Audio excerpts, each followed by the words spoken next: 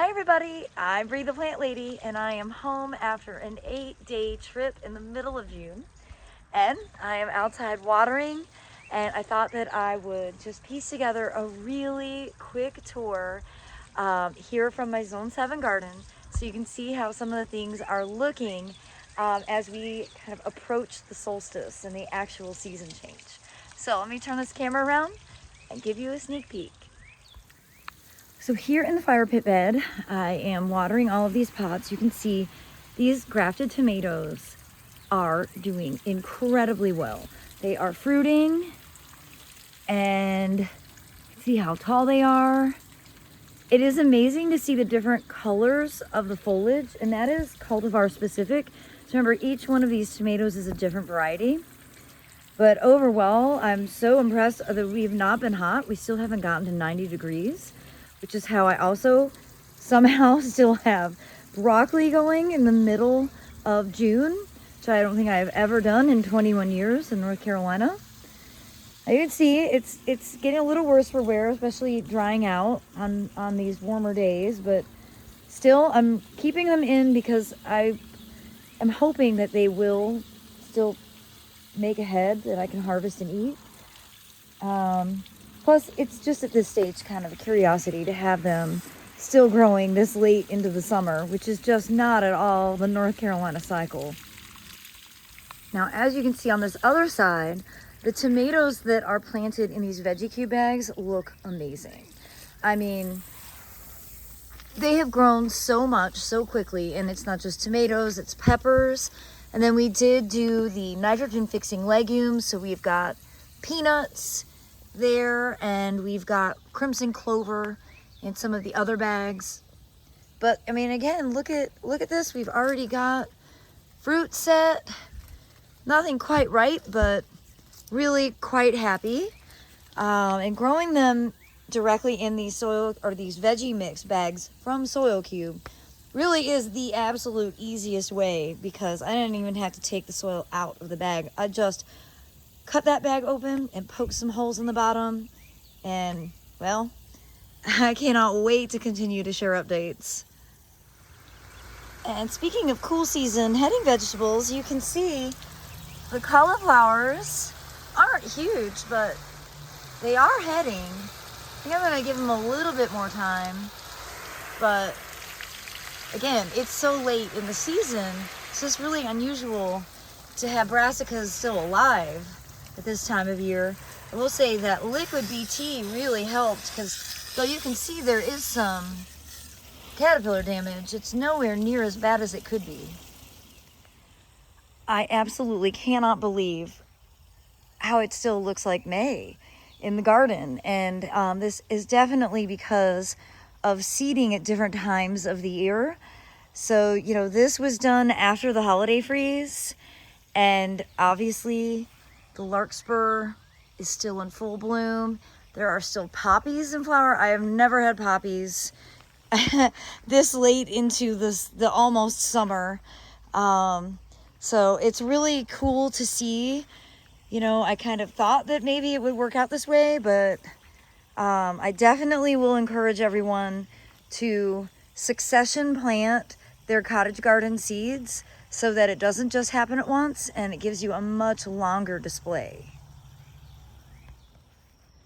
And along the lines of succession planting, you can see this south border is still looking pretty doggone colorful. We really haven't started collecting much seed out of here yet.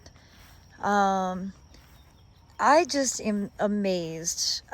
Obviously, it should be obvious that if you sow your seeds over a period of 2 months, you're going to have them bloom at different times. But, well, it's definitely coming true. I mean, I did not anticipate having bachelor buttons still looking this good. And, you know, the extension of the spring cottage garden certainly doesn't offend me, though I am excited to get things replanted for summer. Speaking of summer plantings, you can see the stark contrast between kind of the tropicals that get installed versus the cottage garden. Now this border is ready to be redone, and we're probably not going to get to it this week, but it is definitely on the schedule. And starting tomorrow, I actually have all 3 interns. So we are going to be able to really get a lot accomplished. Oh, I'm so excited, everybody. Look, it's the first monarch caterpillar that I have seen in our garden. And it's on Asclepias tuberosa, of course, because this perennial milkweed really is a monarch magnet. Well, hot dog, there's an even bigger one on the other side of the pond. Look at that. Well, it's officially monarch season here in our Zone 7 Central North Carolina garden. I just wanted to show you how huge the Tower Garden tomatoes have gotten. And this is going to be another project that we take on soon, getting everything trained so that it's basically tied up so it'll just start growing over the arch.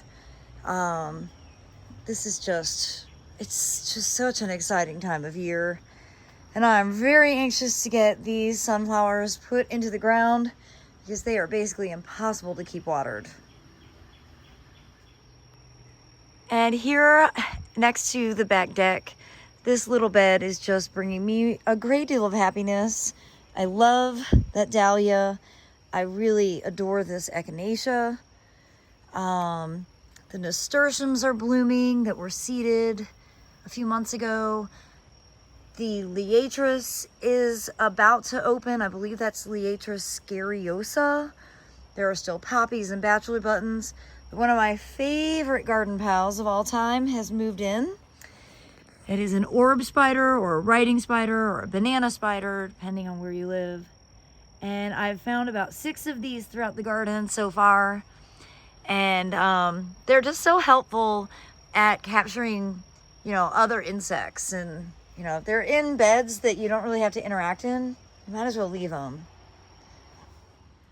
Now, speaking of getting things accomplished, Emily has outdone herself in my absence. She has cleared this bed entirely and gathered all of the seed. You can see the seed operation here is still underway. And of course there is more seed to harvest, but I'm just gonna take it one space at a time. And the goal for tomorrow is to get this bed completely replanted and to get the wheat wave or the grain wave mowed and also replanted. And that's going to be great because there's a lot of potted plants that have just been waiting to go into these spaces. Doesn't mean they're not going to need to be watered. It just means we're going to water in a different way. And as you can see, we are pretty dry here. Again, I've been gone for 8 days, so I don't really know what the weather was, but you can see like this rudbeckia is really wilted. You can see here the Phlox paniculata bright eyes is really wilty. So tomorrow we will start dragging hoses and running sprinklers to compensate. And that's okay. Even though these are native plants, they still need a little supplemental irrigation now and again, and they're showing that they need it. So, well, everybody, I am so exhausted. I'm gonna call it a day, get inside, get rested so that we can accomplish so much tomorrow. And I look forward to sharing all of those videos with you in the coming days. And I look forward to sharing a more in-depth weekly garden tour after we get some of these new installations completed. Well, I hope you'll be inspired, and I hope that you are enjoying the last few days of spring. Thanks so much for watching, everybody.